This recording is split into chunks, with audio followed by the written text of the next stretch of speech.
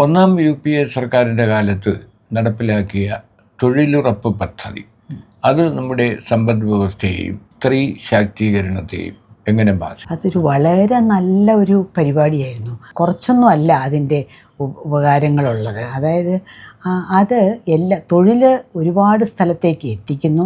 മാത്രമല്ല ഇൻകം എല്ലാവരുടെ അടുക്കിലേക്കും എത്താനുള്ള ഒരു വഴിയും കൂടിയാണത്.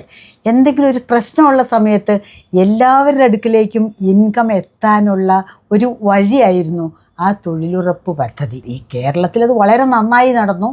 പല സംസ്ഥാനങ്ങളിലും അത് നന്നായി ഏറ്റക്കുറച്ചിലോടെ നന്നായി നടന്നിട്ടുണ്ട്.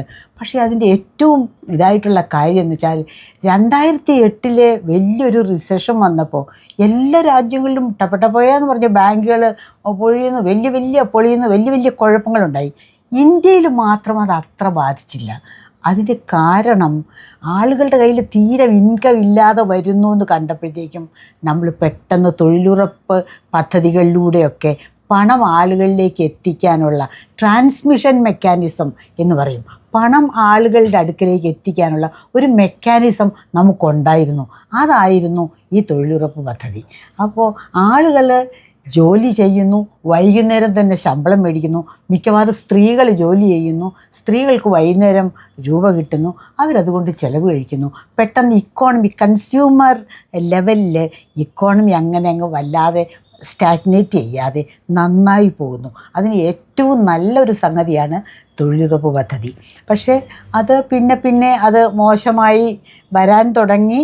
അത് വേറെ കാര്യം. അല്ല, അത് ഈ BJP സർക്കാർ, മോദി സർക്കാർ വന്നതിന് ശേഷം തൊഴിലുറപ്പ് പദ്ധതിയുടെ തുക സംസ്ഥാനങ്ങൾക്ക് ലഭിക്കാതെ വന്നു, സമയത്ത് കിട്ടാതെ വന്നു.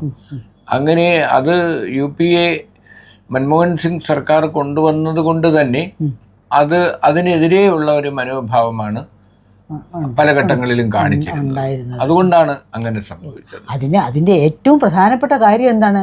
വൈകുന്നേരം വരെ ജോലി ചെയ്യുന്നു, വൈകുന്നേരം രൂപ കിട്ടുന്നു. വൈകുന്നേരം 500 രൂപ കയ്യിൽ കിട്ടിയാൽ ആ 500 രൂപ ഒരു സ്ത്രീക്കാണ് കിട്ടുന്നത്. അത് അവനവൻ്റെ വീട്ടിൽ ചിലവാക്കുന്നു. അങ്ങനെയാണ് ഒരു ഏറ്റവും നല്ലൊരു കാര്യം നടന്നത്. അത് ഇങ്ങനത്തെ നിസ്സാര കാര്യങ്ങളോട് നടക്കാതെ പോയി. പക്ഷെ കേരളത്തിൽ അതൊരാൾ വരെ നന്നായി നടന്നു. പാർട്ടിസിപ്പേറ്ററി പ്ലാനിങ് ഉണ്ടായിരുന്നു. ജനകീയാസൂത്രണത്തിൻ്റെ സമയത്തൊക്കെ അത് നന്നായിട്ട് കേരളത്തിൽ നടന്നു. പിന്നെ അത് വല്ലാതെ മോശമായി തുടങ്ങി.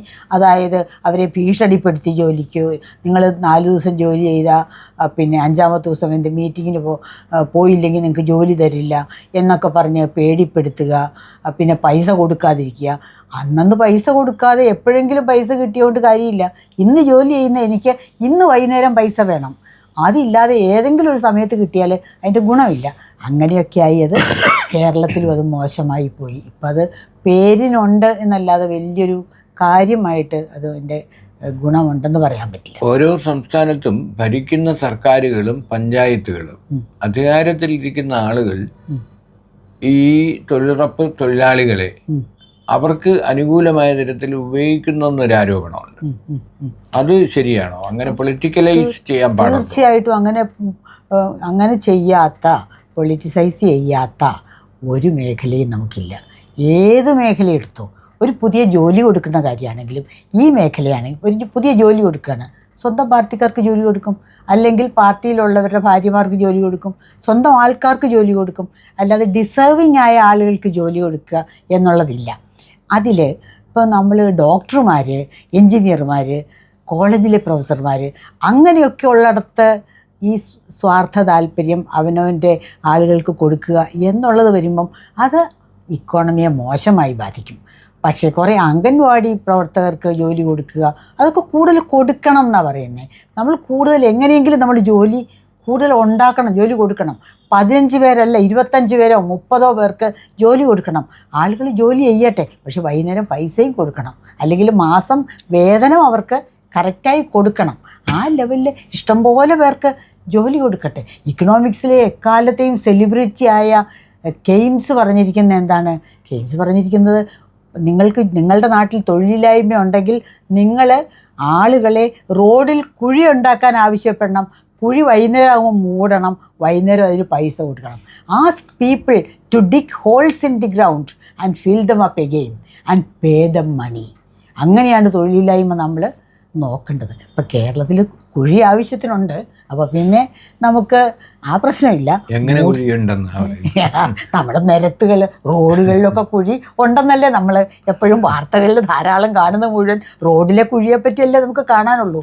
നമുക്കപ്പോൾ കുഴി കുഴിക്കാതെ തന്നെ മൂടിയാൽ പോരെ. അപ്പോൾ തൊഴിലുറപ്പുകാർക്ക് വേണ്ടിയാണോ ഈ റോഡിൽ കുഴികൾ വരട്ടെ എന്ന് വിചാരിക്കുന്നത്? കെയ്ൻസ് അങ്ങനെയാണ് പറഞ്ഞത്. കെയ്ൻസ് ഒരു വലിയ ഇക്കോണമിസ്റ്റ് തന്നെയാണ്. അതിനകത്തൊരു കാര്യമുണ്ട്. എല്ലാ കുഴികളും മൂടാനായിട്ട് ആളുകളെ ഏൽപ്പിച്ചിട്ട് വൈകുന്നേരം കാശ് കൊടുക്കണം. പക്ഷെ കാശ് കൊടുക്കുന്ന കാര്യത്തിൽ നമ്മുടെ സർക്കാരിന്റെയൊക്കെ പിടിപ്പുകേട് അന്നേ കെയ്ൻസ് കണ്ടിരുന്നു.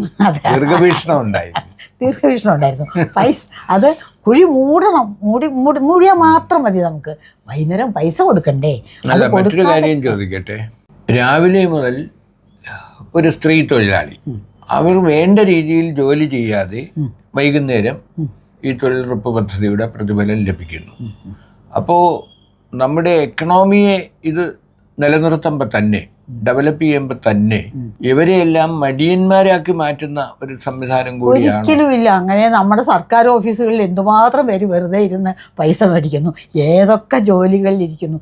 ഏതൊരു ജോലിയിലും ഒരു 80% ജോലി, മിക്കവാറും 80% മടിയന്മാരായിരിക്കും, പോട്ടെ. എന്നാലും കുറച്ച് പേരെങ്കിലും ഒരു 20% ഒന്നും ചെയ്യാതെ ശമ്പളം മേടിക്കുന്നവർ എല്ലാ സർക്കാർ ഓഫീസുകളിലും കോളേജുകളിലും ഡോക്ടർമാരുടെ ഇടയിലും എവിടെയുമുണ്ട്. അതിൻ്റെ കൂടെ പാവപ്പെട്ട സ്ത്രീകൾ 2 പേര് വെറുതെ അവിടെ നിന്ന് കഥ പറഞ്ഞുകൊണ്ടിരുന്നു. വൈകുന്നേരം അവർക്ക് 500 രൂപ കൊടുത്തു. ഇത്രയും നഷ്ടമല്ലേ ഉള്ളൂ. ആ രൂപ അവർ കൊണ്ടുപോയി ചെലവാക്കി. അപ്പം മറ്റൊരു കാര്യം, കുടുംബശ്രീ പദ്ധതികൾ വളരെ സജീവമായി കേരളത്തിൽ നടക്കുന്നുണ്ടല്ലോ. അപ്പോൾ ഒരു പക്ഷേ ലോകത്ത് തന്നെ ഇത്രയും ഒരു സംഘടിതമായ സംഘമില്ല ഈ കുടുംബശ്രീ പദ്ധതി. അപ്പോൾ കുടുംബശ്രീയിലൂടെ ഇപ്പോൾ മോദിയൊക്കെ പറയുന്ന സംവരണം നടപ്പിലായില്ലെങ്കിൽ പോലും സ്ത്രീകളുടെ പക്ഷത്ത് വലിയ ഒരു സംഘടിത ശക്തിയായി അവർ വളർന്നിട്ടുണ്ട്. അതിനെക്കുറിച്ച് എന്താ അഭിപ്രായം? അയൽക്കൂട്ടങ്ങളായാലും എല്ലാം സ്ത്രീകൾക്ക് സജീവം. പ്രത്യേകിച്ച് നമ്മുടെ പാർട്ടിസിപ്പേറ്ററി പ്ലാനിങ്ങിൻ്റെ ആ കാലത്ത് സ്ത്രീകളെല്ലാം വെളിയിൽ വന്ന് അവരുടെ കഴിവുകളെല്ലാം പുറത്തു കൊണ്ടുവരാനായിട്ട് സാധിച്ചു. പല പഠനങ്ങൾ നടത്തി, വളരെ ഒരു പുരോഗമനം. കുറേ പൈസ പോയി കാണും, ചില കുളം കുഴിക്കാനൊക്കെ എടുത്ത പൈസ വെറുതെ നഷ്ടപ്പെടുത്തി കാണും. അതിൻ്റെ ഒക്കെ അപ്പുറത്തേക്കായിട്ട് സ്ത്രീകൾക്ക് ഭയങ്കരമായിട്ട് പൊതുരംഗത്ത് പ്രവർത്തിക്കാനുള്ള ഒരവസരം കേരളത്തിന് വലിയൊരു കാര്യമാണത്. അക്കാലത്ത് കേരളത്തിലൊരു വലിയ മുന്നേറ്റം വന്നു. ശരി, അവിടെയും ഒരുപാട് പാർഷ്യാലിറ്റികളൊക്കെ കാണിച്ചിട്ടുണ്ടാകും, എന്നാൽ പോലും അതിന് ഒരുപാട് വലിയ മെച്ചങ്ങളും ഉണ്ടായിരുന്നു. അതുപോലെ ഈ അയൽക്കൂട്ടങ്ങൾ, ഇത്തരം ഗ്രൂപ്പുകളൊക്കെ വഷളാകാൻ കാരണം പിൽക്കാലത്ത് അതിനെ ചീത്തയായി ഉപയോഗിച്ചു. ഉദാഹരണത്തിന് ഒരു അയൽക്കൂട്ടത്തിൽ ഒരു സ്വർണത്തിൻ്റെ ഒരു ആൾക്കാരെ കൊണ്ടുവന്ന് നിങ്ങൾ മാസം ഇത്ര രൂപ അടച്ചാൽ നിങ്ങൾക്ക് ഇത്ര മാസം കഴിയുമ്പോൾ സ്വർണം കൊണ്ടുള്ളൊരു ചെറിയ 1 പവൻ്റെ ഒരു സംഗതി തരാം. ഇങ്ങനെയൊക്കെ പറഞ്ഞ് സ്ത്രീകളെ അതിലേക്കൊക്കെ കൊണ്ടുപോവുക. സ്ത്രീകളെ നല്ല വഴിക്ക് കൊണ്ടുപോകുന്നതിന് പകരം അതിനെ ചീത്ത വഴിക്ക് കൊണ്ടുപോവുക. അതായത് വെസ്റ്റഡ് ഇൻട്രസ്റ്റ് ഗ്രൂപ്പിൻ്റെ കയ്യിലേക്ക് സ്ത്രീകളെ ആക്കി കൊടുക്കുക. അപ്പോൾ പണം തട്ടിപ്പുകാർ, ചിട്ടിപിടുത്തക്കാർ, ആധാർ കാർഡ് മേടിച്ച് വെച്ചേച്ച് ഓരോരുത്തർ അതിൻ്റെ ബേസിസിൽ ചിട്ടി പിടിച്ച് സ്ത്രീകളെ പറ്റിക്കുന്നു. ഇതുപോലത്തെ ഉള്ള അയൽക്കൂട്ട ഗ്രൂപ്പുകളിൽ വന്ന് നിങ്ങൾ സ്വർണം ഉണ്ടാക്കൂ, അത് നിങ്ങൾ മാസം ഇത്രയും അടച്ചാൽ മതി, നിങ്ങൾ ചിട്ടി പിടിക്കുമ്പോൾ നിങ്ങൾക്ക് 1 പണവടയുടെ ഒരു സ്വർണം ആദ്യം കിട്ടും എന്നൊക്കെ പറഞ്ഞ് സ്ത്രീകളെ അങ്ങനെയൊക്കെ വഴിതെറ്റിക്കാനായിട്ട് അങ്ങനത്തെ വെസ്റ്റഡ് ഇൻട്രസ്റ്റ് ഗ്രൂപ്പുകൾ സജീവമായിട്ട് കേരളത്തിൽ പ്രവർത്തിക്കാൻ വന്നു. പിന്നെ ഭീഷണിയുടെ സ്വരം കൂടിയതോടുകൂടി പലർക്കും ദേഷ്യം വന്നു. അതായത് നിങ്ങൾ ഇന്ന ദിവസം ഇന്ന സമയത്ത് വരണം, വന്നില്ലെങ്കിൽ നിങ്ങൾക്ക് തൊഴിലുണ്ടാവില്ല എന്ന് പറയുന്ന ഒരു നിലപാട്, അത് പലർക്കും അത് ഇഷ്ടപ്പെട്ടില്ല. അപ്പോൾ പലരും പറയും വെച്ചിട്ടുണ്ട്. ഞാൻ തന്നെ കേട്ടിട്ടുണ്ടത്, വെച്ചിട്ടുണ്ട് ഇവർക്ക്. പക്ഷേ ഇതൊക്കെയാണെങ്കിലും ഈ മൈക്രോ ഫൈനാൻസ് രംഗത്ത് ഇപ്പോൾ SNDP നടത്തിയതുപോലെ ഇപ്പോൾ വെള്ളാപ്പള്ളിക്കെതിരെ ഉയർന്ന ആരോപണമൊക്കെ ഉണ്ടല്ലോ, അതേപോലെയുള്ള മൈക്രോ ഫൈനാൻസ് ചെയ്യുന്ന ഒരുപാട് ഗ്രൂപ്പുകൾ എല്ലാ സ്ഥലത്തും, ഇപ്പം നമ്മുടെ ഈ വീടിന് ചുറ്റാകെ തന്നെ 4 കമ്പനികൾ അങ്ങനെ പ്രവർത്തിക്കുന്നുണ്ട്. അപ്പോൾ അവർ ലോൺ കൊടുക്കുന്നത് സ്ത്രീകൾക്ക് മാത്രമാണ്. അതായത് ഗ്രൂപ്പ് ആയിട്ടാണ് കൊടുക്കുക. 5 സ്ത്രീകൾ ഒന്നിച്ച് ലോൺ എടുക്കുന്നു. ഒരാൾ അതിൽ വീഴ്ച വരുത്തിയാൽ ബാക്കി 4 പേരും അതിൽ ബാധ്യസ്ഥരാകുന്നു. വലിയ പലിശയാണ്. അത് കറക്റ്റിന് അടച്ചില്ലെങ്കിൽ ആളുകൾ ഗുണ്ടാ സംഘങ്ങളുണ്ട്, ഭീഷണിപ്പെടുത്തും. അപ്പം നമ്മുടെ ഈ ഹരിതസേനകളും അതുപോലെ തന്നെ കുടുംബശ്രീയും ഒക്കെ ഉണ്ടെങ്കിലും സ്ത്രീകൾ ഇപ്പോഴും അരക്ഷിതരാണ്. അവരുടെ സാമ്പത്തിക നില ഭദ്രമല്ല എന്ന് തെളിയിക്കുന്നതല്ലേ ഈ കൂണുകൾ പോലെ മുളച്ചു പൊന്തുന്ന. തീർച്ചയായിട്ടും അവർക്ക് എങ്ങനെയെങ്കിലും കുറച്ച് പണം ഉണ്ടാക്കണം, എങ്ങനെയെങ്കിലും വീടിൻ്റെ കടം തീർക്കണം, അങ്ങനെ കുറച്ച് വിചാരങ്ങൾ, ഭാവിയെക്കുറിച്ച് കുറച്ചുള്ള ഒരു കൂടുതൽ ചിന്ത എപ്പോഴും സ്ത്രീകൾക്ക് കാണും. അതാ കുട്ടികളെ വളർത്തുന്നത് അങ്ങനെയൊക്കെ കുടുംബം എന്നൊക്കെ ആലോചിക്കുമ്പോൾ സ്ത്രീകൾക്ക് അങ്ങനെ ഒരു വിചാരം ഉണ്ടാകും. അപ്പോൾ അവർ വളരെ ഈസിയായി ഇതൊന്നും കൊണ്ട് സാധിക്കുന്നില്ല എന്ന് വരുമ്പം അവർ വളരെ പെട്ടെന്ന് ഇത്തരം കെണികളിൽ പെട്ടുപോവുകയും വിഷമിക്കുകയും ചെയ്യുന്നത് കാണാം. ഈ ത്രിതല പഞ്ചായത്തുകളിലും അസംബ്ലിയിലുമെല്ലാം തന്നെ സ്ത്രീ പ്രാതിനിധ്യം ഉറപ്പാക്കണമെന്ന് നിയമം വന്നല്ലോ. ആ നിയമം ഇപ്പോൾ പാർലമെൻറ്റിലത് നിയമം പാസ്സായെങ്കിലും അതിൻ്റെ ചട്ടങ്ങളും മറ്റും ഒന്നും ഉണ്ടായിട്ടില്ല. സെൻസസ് എടുക്കാത്തതുകൊണ്ട് ഇനി അടുത്ത 5 കൊല്ലം കഴിഞ്ഞേ അത് നടപ്പിലാവാൻ പോകുന്നുള്ളൂ. പക്ഷെ നമ്മുടെ കേരള നിയമസഭയിലല്ല, കുറച്ചൊക്കെ അത് സ്ത്രീ സംവരണ വാർഡുകളും മറ്റുമൊക്കെ ഉണ്ട്. പക്ഷേ എന്നാൽ പോലും നമ്മുടെ പൊതുരംഗത്ത് ഇപ്പോൾ പഞ്ചായത്തിലായാലും അസംബ്ലിയിലായാലും അതുപോലെ സെക്രട്ടേറിയറ്റോ ഹൈക്കോടതിയോ പോലുള്ള സ്ഥലങ്ങളിലായാലും ജുഡീഷ്യറിയിലായാലും എല്ലാ സ്ഥലത്തും സ്ത്രീ പ്രാതിനിധ്യം എന്ന് പറയുന്നത് ഇപ്പോഴും പുറകിൽ കുറവാണ്. അത് കുറേ കാലം കൊണ്ട് അത് ശരിയാകുമായിരിക്കും എന്ന് നമ്മൾ വിചാരിക്കുന്നു. ഇപ്പോഴത്തെ ചെറുപ്പക്കാർ, പെൺകുട്ടികൾ സ്വയം അവർക്ക് വിദ്യാഭ്യാസമുണ്ട്, അവർക്ക് പണമുണ്ട്, അവർക്ക് ഇഷ്ടം പോലെ കാര്യങ്ങൾ ചെയ്യാനുള്ള പ്രാപ്തിയുണ്ട്. അങ്ങനെയൊക്കെ വരുമ്പം പിൽക്കാലത്തേക്കെങ്കിലും അവർ തന്നെത്താൻ ഡിസിഷൻ എടുക്കാൻ കേപ്പബിൾ ആവുകയും മുന്നോട്ട് വരാൻ കഴിയുകയും ചെയ്യുന്നു. എന്തായാലും ഒരു വാല്യൂ സിസ്റ്റത്തിലൊരു മാറ്റമുണ്ട്. പണ്ടത്തെ പോലെ ഒന്ന് വെളിയിലിറങ്ങി നടന്നു, എന്തെങ്കിലും വേഷം ഒന്ന് മാറ്റിയിട്ടു ഉടനെ തന്നെ അയ്യോ ഇവളാൾ മഹാ കുഴപ്പക്കാരിയാണ് എന്ന് പറയുന്ന ഒരു അവസ്ഥയിൽ നിന്ന് നമ്മുടെ വാല്യൂ സിസ്റ്റത്തിന് മാറ്റം വന്നു. പക്ഷേ എന്തുകൊണ്ട് ഇപ്പം നമ്മളെ സുപ്രീം കോടതിയിൽ ഇപ്പോഴും വനിതാ ജസ്റ്റിസുമാരുടെ എണ്ണം വളരെ കുറവാണ്. ചരിത്രത്തിൽ ആദ്യമായിട്ടാണ് ഇപ്പോൾ ഇന്ത്യൻ ബാർ കൗൺസിൽ ഒരു വനിതാ പ്രസിഡന്റ് വന്നത്. അതും എങ്ങനെ സുപ്രീം കോടതി ആവശ്യപ്പെട്ടിട്ട്. അപ്പോൾ അഭിഭാഷക രംഗത്തായാലും കോടതിയിലായാലും സെക്രട്ടേറിയറ്റുകളിലായാലും എല്ലാം കീ പോസ്റ്റുകളിൽ വനിതകൾ വരുന്നത് ഇപ്പോഴും കുറവ് തന്നെയാണ്. അപ്പോൾ അത് ഒരു ബോധപൂർവമായ മാറ്റി നിർത്തൽ ഇല്ലേ എന്നാണ് എൻ്റെ സംശയം. അധികാര സ്ഥാനങ്ങളിലേക്ക് നമ്മൾ മത്സരിച്ച് ജയിച്ച് ഒപ്പം നിന്ന് വരണമെങ്കിൽ ആദ്യമേ തന്നെ ഒരുപാട് മാറ്റങ്ങൾ മനുഷ്യൻ്റെ ചിന്താഗതിയിൽ തന്നെ വരണം. ഒരു മേഖലയിൽ കുറച്ചൊരു മാറ്റം വന്നത് ഞാൻ പറയാം. ബാങ്കിങ് സെക്ടറിൽ മാനേജറിയൽ പോസ്റ്റിൽ പണ്ട് സ്ത്രീകളെ എടുക്കുകയില്ലായിരുന്നു. പക്ഷെ പിന്നെ അവർക്ക് മനസ്സിലായി സ്ത്രീകൾ ചീഫ് മാനേജേഴ്സ് ആയിട്ടുള്ളിടത്ത് വളരെ ഭംഗിയായിട്ട് കാര്യങ്ങൾ പോകുന്നുണ്ട്. അല്ലാത്തവരെക്കാൾ അവർ കറപ്ഷൻ, അവർക്ക് പൈസ എടുക്കാൻ പേടിയാണ്. അവർ വന്ന ആളുകൾ പറയുന്ന കാര്യങ്ങളെല്ലാം ശ്രദ്ധിച്ച് കേൾക്കും. എൻ്റെ മിടുക്ക് പറയുന്നതിനേക്കാൾ ആ പറയുന്ന ആൾ, വന്നിരിക്കുന്ന ആൾ പറയുന്ന കാര്യങ്ങൾ എഴുതിയെടുക്കാനും ഒക്കെ ഞാൻ ശ്രദ്ധിക്കും. ബിക്കോസ് നമ്മുടെ വ്യക്തിത്വം അടിച്ചമർത്തി തന്നെയാണല്ലോ സ്ത്രീകൾ കൊച്ചുനാളിൽ തുടങ്ങി വളരുന്നത്, അങ്ങനെയല്ലേ? അപ്പോൾ അതുകൊണ്ട് അങ്ങനത്തെ കുറേ ചില പോസ്റ്റുകളിൽ സ്ത്രീകൾ വളരെ കാര്യം. ഇപ്പോൾ നമ്മൾ ഉന്നത വിദ്യാഭ്യാസ രംഗം, college level, degree level, post graduate level, ഈ ഏത് മേഖല എടുത്താലും ഏറ്റവും കൂടുതൽ കുട്ടികൾ പെൺകുട്ടികളാണ്. അതെ.